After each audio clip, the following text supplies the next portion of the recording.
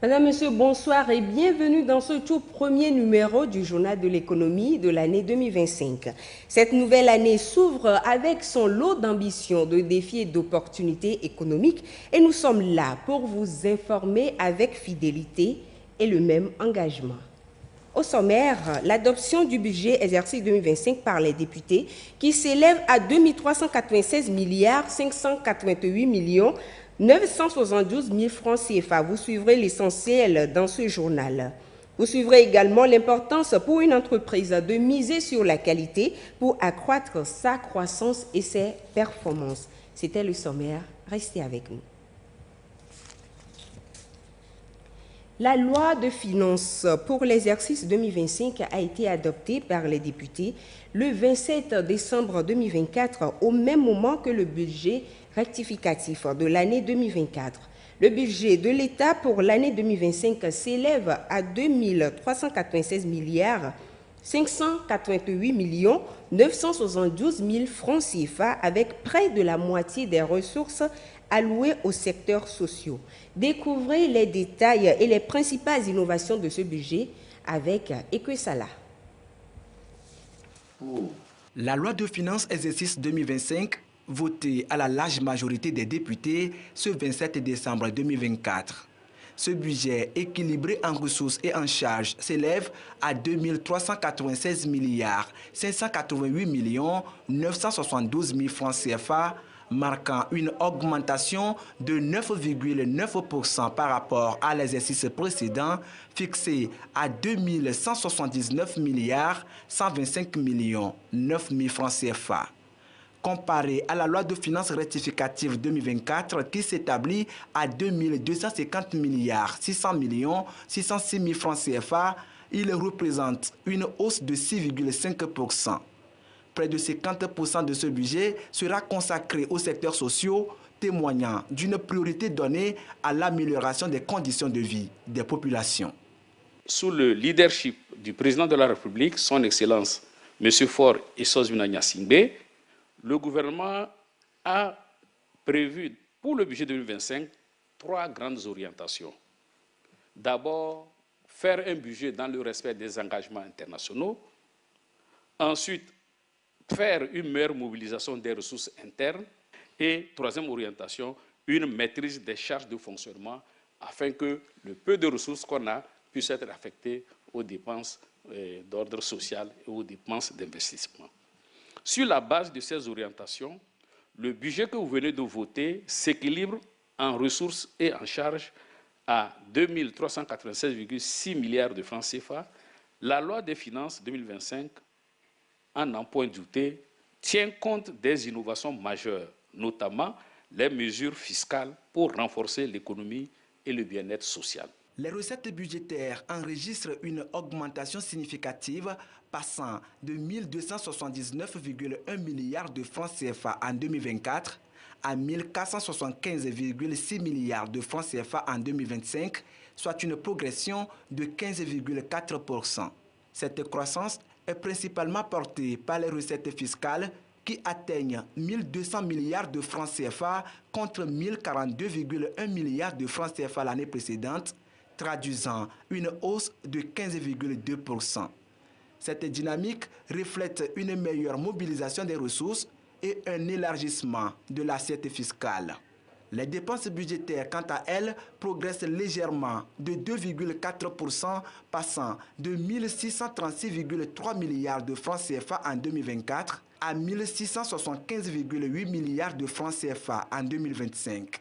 Cette augmentation est principalement liée à la hausse des dépenses de personnel et aux charges liées à l'atténuation des recettes, soulignant les efforts du gouvernement pour maintenir une gestion prudente tout en répondant aux besoins essentiels. La loi de finances 2025 prend en compte plusieurs mesures fiscales destinées à soutenir l'amélioration du climat des affaires et à encourager l'investissement.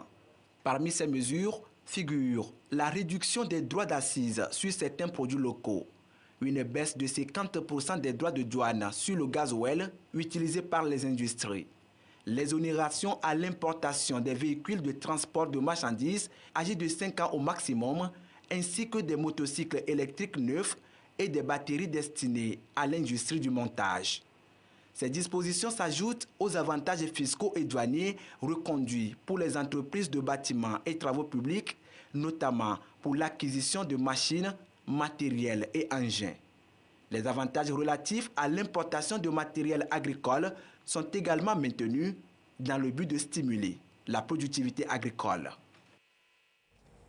La Banque mondiale, l'un des partenaires clés du Togo, s'engage à accompagner le pays avec une enveloppe financière de 300 millions de dollars. Objectif, développer les filières soja et maïs. Voyons cela avec Géovan Afangwidi. Les prochains investissements structurants de la Banque mondiale au Togo vont concerner les secteurs à fort impact économique et social, en particulier l'agriculture. Une priorité sera accordée aux filières porteuses, notamment le soja et le maïs. La Banque mondiale va accompagner le Togo dans la mise en œuvre de ce programme avec une enveloppe d'environ 300 millions de dollars. Pour optimiser l'impact de ce programme sur la vie des populations, la Banque mondiale entend appuyer le Togo dans la mise en œuvre de nouveaux projets dans les domaines connexes de l'agriculture tels que la connectivité, l'énergie électrique et le digital. Ces nouveaux programmes de la Banque mondiale en faveur du Togo sont le fruit de la diplomatie active du Togo dans sa détermination à relever les défis de développement économique et social du pays. L'engagement total de la Banque mondiale en faveur du Togo s'élève à plus de 1000 milliards de dollars US, couvrant 4 secteurs, à savoir les infrastructures, le développement durable, le développement humain, l'économie et la compétitivité.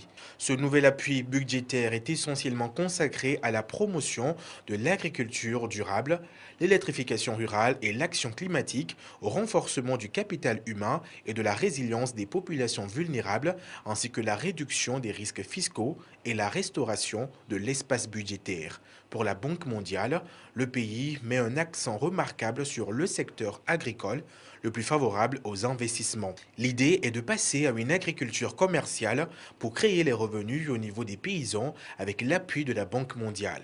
Cet engagement sera porté à la hausse dans les perspectives du nouveau cadre de partenariat pour la période 2025-2029 et avec l'approbation historique le 10 décembre dernier de l'appui budgétaire de montant de 200 millions de dollars, soit plus de 124 milliards de francs CFA.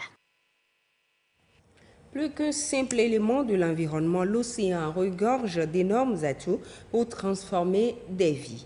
Économie bleue, un secteur à fort potentiel à suivre avec Gisèle Kozona.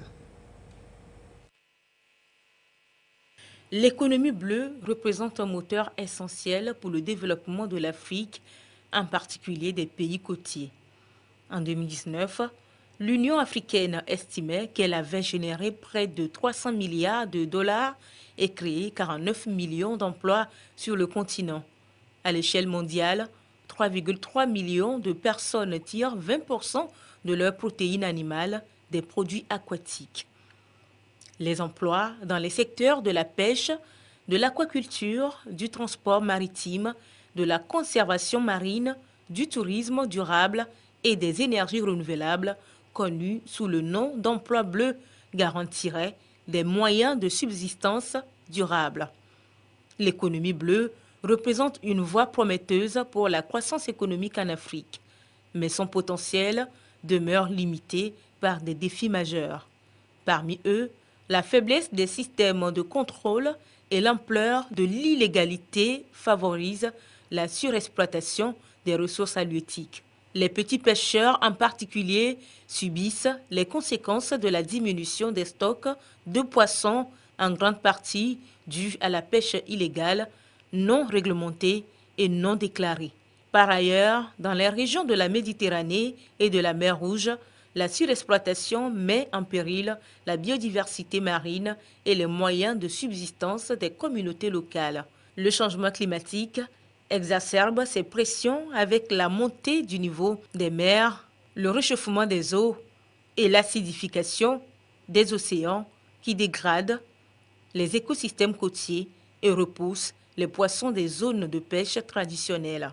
L'érosion côtière, en parallèle, menace les habitations et les infrastructures. Malgré de nombreux défis, L'Afrique est idéalement positionnée pour tirer parti de l'économie bleue en faveur d'une croissance durable. Une planification stratégique rigoureuse s'impose pour permettre au pays de prendre des décisions éclairées sur l'allocation optimale de leurs ressources. La Banque mondiale joue un rôle clé en soutenant ces efforts. En tant que principal bailleur de fonds pour l'économie bleue, son portefeuille est passé de 5 milliards de dollars en 2018 à plus de 10 milliards en 2024, par le biais de ProBlue, un fonds fiduciaire multidonateur. Elle a permis des avancées significatives avec un investissement de 280 millions de dollars dans une centaine de pays, principalement en Afrique.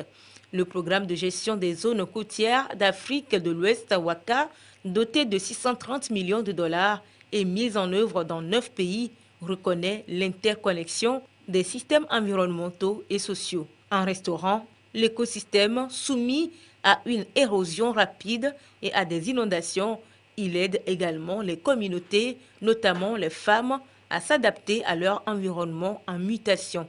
Le tourisme, pilier économique de nombreux pays côtiers, illustre les opportunités offertes par l'économie bleue. Le programme WACA a restauré 41 km de côte à la frontière entre le Togo et le Bénin, protégeant ainsi 167 000 personnes contre l'érosion et les inondations. Une preuve éclatante que la gestion intégrée des littoraux est essentielle pour relever les défis environnementaux et sociaux liés à l'économie bleue. En investissant dans des pratiques durables, en protégeant les écosystèmes marins et en favorisant l'innovation, l'Afrique peut renforcer la résilience de ses océans et des moyens de subsistance qui en dépendent.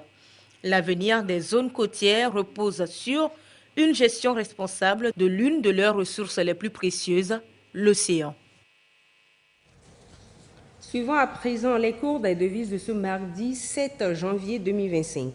L'euro 655,95 à l'achat comme à la vente. Le dollar américain s'établit à 626 à l'achat et 633 à la vente. Le yen japonais est de 3,965 à l'achat et 4,25 à la vente. La livre sterling 787,25 à l'achat et 794,25 à la vente. Quant au franc suisse, il est de 692,75 à l'achat et 698,75 à la vente.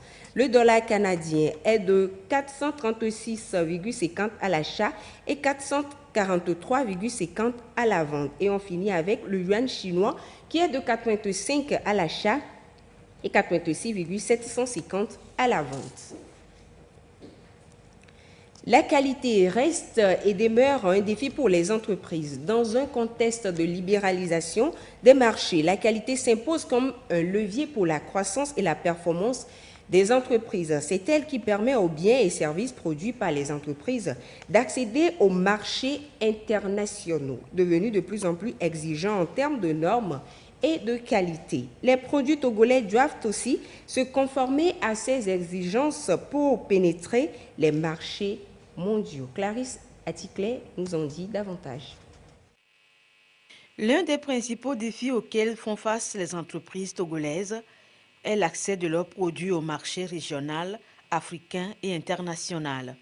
C'est le principal frein à la compétitivité de ces entreprises quand on sait que la clé du succès et de la durabilité d'une entreprise repose sur la conformité de ses produits et services aux normes requises. Les entreprises qui ne sont pas inscrites dans la démarche qualité, ces entreprises-là sont appelées à disparaître. La démarche qualité, c'est l'ensemble des actions mises en œuvre pour une amélioration continue de la qualité. Quand on dit que l'entreprise fait partie de la qualité, c'est que l'entreprise produit pour satisfaire aux besoins et aux attentes des clients. Les clients s'attendent naturellement à avoir un produit qui réponde à leurs besoins ou bien à leurs attentes. C'est pourquoi ceux qui font de l'innovation vendent beaucoup. Quand vous ne voulez pas être dans le commun des mortels, vous voulez vous distinguer, vous avez mis une touche particulière sur votre produit, votre entreprise, vous allez voir que tout le monde viendra vers vous parce que vous avez innové. En effet, avec l'ouverture des marchés, les entreprises locales sont en compétition avec les entreprises des autres régions du monde. pour relever les défis et capter des parts de marché tant sur le territoire national que ceux des autres régions. Les entreprises doivent améliorer leur processus de production, de transformation et affiner leur stratégie commerciale en misant sur la qualité à travers la conformité aux normes et aux autres exigences applicables. Produire selon les normes de qualité exigées et reconnues donnera du crédit aux produits locaux. La survie et la prospérité des entreprises ainsi que la pénétration de leurs produits au marché à l'international en dépendent. La qualité apporte donc une valeur ajoutée dans la croissance et la performance de l'entreprise. La valeur ajoutée de la qualité des entreprises, c'est que ça permet une meilleure organisation. Ça permet d'éliminer les dépenses inutiles, de rationaliser la production et ça permet donc de donner une certaine compétitivité à l'entreprise, d'autant plus que ça permet également aux produits d'être vendus sur le plan international. Le respect des exigences relatives à la qualité dans chaque étape de la chaîne de production, de transformation, de stockage, de transport et de commercialisation est un gage de succès du positionnement d'une entreprise dans la quête de compétitivité à l'échelle nationale, régionale et internationale. Les produits, biens et services nationaux réalisés suivant les normes de qualité seront ainsi progressivement demandés en quantité croissante, tant au niveau du marché intérieur que des marchés extérieurs, ce qui entraîne une augmentation de la production au niveau national. Mais au-delà, cela aura des impacts directs et indirects sur le développement social et économique par la création d'emplois, de nouvelles opportunités de marché pour les opérateurs économiques, quel que soit le secteur d'activité.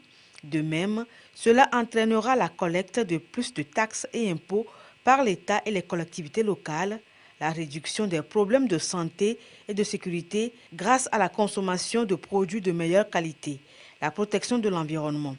Les entreprises togolaises sont vivement encouragées à adopter la démarche qualité. Partons maintenant dans nos marchés pour découvrir les prix des céréales. Elia Gbanyadao nous y amène. Le prix des céréales et du gari sur les marchés de référence du Togo se présente comme suit. Dans la région maritime, le bol du maïs se situe entre 650 et 700 francs.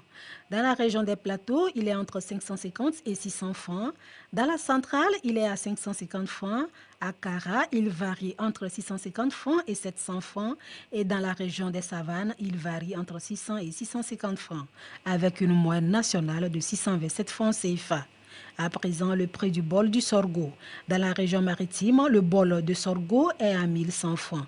Dans les plateaux, il se situe entre 650 et 700 francs. Dans la centrale, il est à 700 et 800 francs.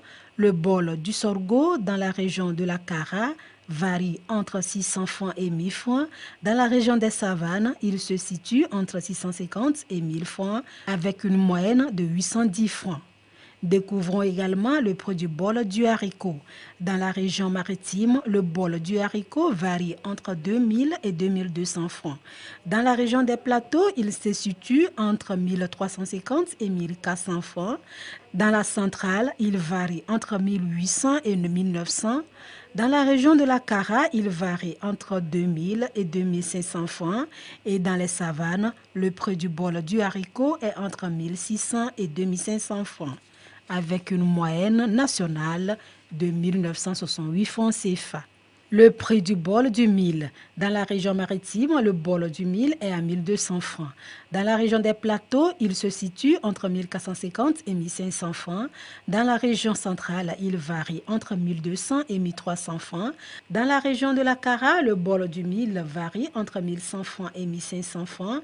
Et dans la région des savanes, il est entre 800 francs et 1500 francs, avec une moyenne nationale de 1222 francs CFA. Finissons avec le prix du bol du gari. Dans la région maritime, le bol du gari est à 1100 francs. Dans les plateaux, il se situe entre 800 francs et 850 francs. Dans la région centrale, il est entre 700 et 800 francs. Et dans la région de la Kara, le bol du gari varie entre 800 et 900 francs. Et dans la région des savanes, le prix du bol du gari est entre 1000 francs et 1100 francs, soit une moyenne nationale de 943 francs CFA. Et ce sera tout pour ce soir. Merci de nous avoir suivis. Et quant à moi, il ne me reste qu'à vous souhaiter une fois encore une heureuse année 2025 pleine de succès. Au revoir.